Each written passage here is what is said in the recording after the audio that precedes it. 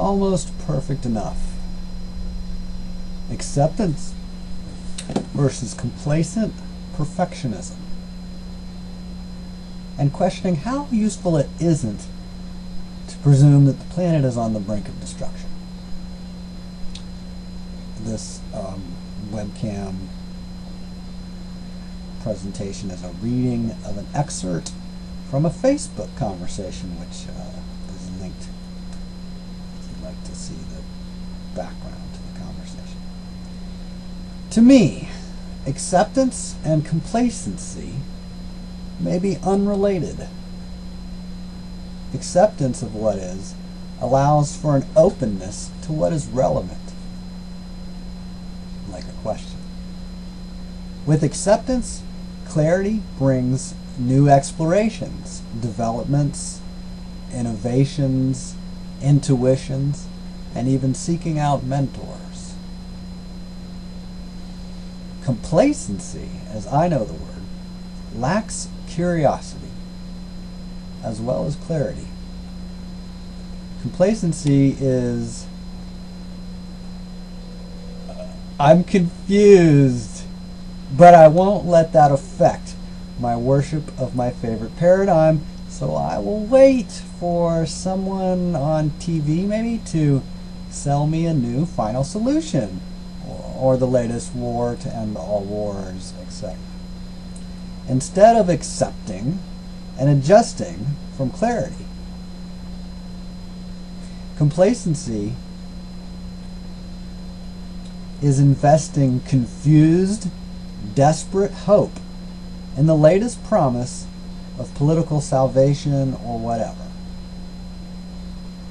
Like the idea that the cause of the developed world's economic instability has been a severe lack of a mandatory subsidizing of insurance companies and the pharmaceutical industry and symptom-suppressing allopathic interventions to save us all from a functioning immune system.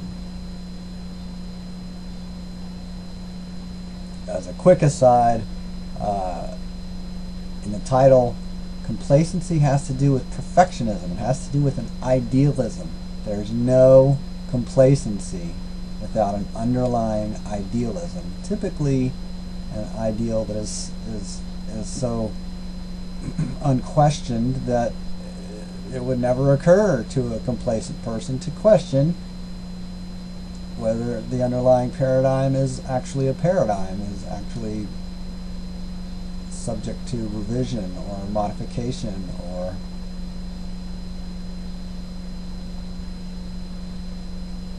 obsolescence. All right. So, back to allopathic medicine. Of course, there's a place, or the paradigm of allopathic medicine. There's a place and relevance for the theories and techniques of allopathic medicine, or at least the things that have been developed through the time frame of the last 100 years or whatever, from leeches to whatever things we have available through allopathic medicine, with leeches being kind of the keynote fundamental thing in allopathic medicine was leeches. That's like one of the distinguishing features of allopathic medicine, is distinct from homeopathic medicine, which was also quite popular in the 19th century, and in the various competition of chiropractic or homeopathic or allopathic. Allopathic medicine, with its leeches, is the one that our Western medicine is primarily an extension of. All right, so there's a relevance to theories and techniques of allopathic medicine, such as leeches, and really everything that we're familiar with, from putting braces on our teeth rather than, putting braces on the teeth, and then when they keep getting crooked, and you remove the wisdom teeth, so you take out enough dominoes and it stops knocking the others down. That's still a pretty allopathic paradigm. A completely distinct paradigm would be, oh, here's somebody with a small jaw, a narrow jaw. Let's nourish that person to give them the jaw that their DNA and their body is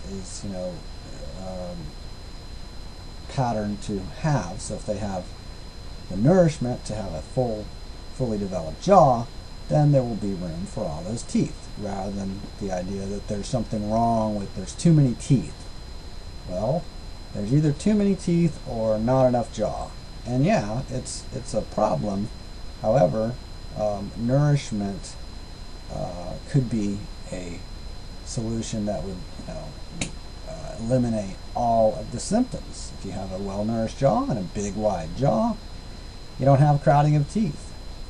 And being well-nourished has a number of other a number of other health implications besides the cosmetics of pretty straight teeth. That's been a long digression.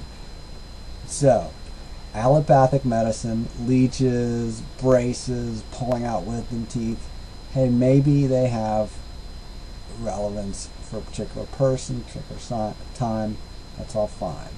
And maybe there is a context in which allopathic medicine is ineffective or irrelevant or not the most effective.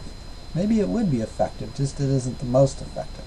So, to a Christian Scientist, it may not be that allopathic, pharmaceutical, bioalchemical interventions are morally wrong as an evil or totally ineffective, but just outdated, slow, expensive, unreliable, like you put the braces on, but then you have to put the thing in to keep them from moving back, and then they end up moving back anyway, and then you have to pull out the wisdom teeth, and then right? So you have this whole,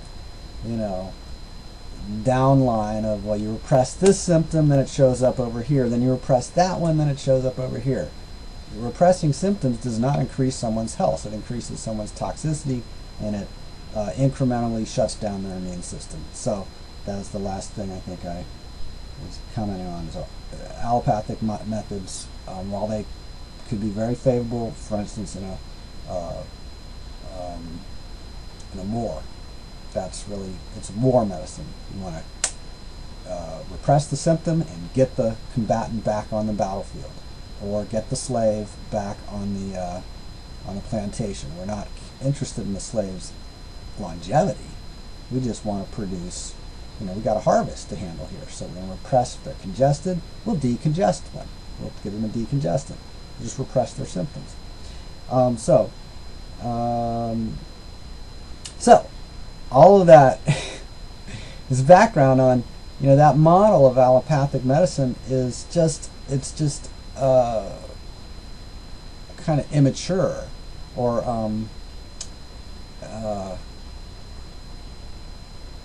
rudimentary relative to what is available through quantum biophysics. In other words, to be more vague, through other paradigms and through other models of intervention or health promotion, rather than a symptom-focused or disease-focused approach. That's what allopathic means, is anti-suffering, contrary to suffering. So back to my prior analogy about stubbornly denying the utility of bicycles simply because one is used to tricycles, while riding bicycles would be new and require more coordination and skill to use. So tricycles are perfect tricycles. There's no almost perfect enough. That's a joke. Tricycles are perfect tricycles. Allopathic medicine is perfectly allopathic medicine. And allopathic medicine is a rusty old tricycle from certain viewpoints. Just like, to somebody who knows how to run, crawling is like ridiculously ineffective. Adults don't crawl. They've learned to stand up and walk or run even. So allopathic medicine's like crawling. It's not that it's wrong, it's like, well, get up. You can get up,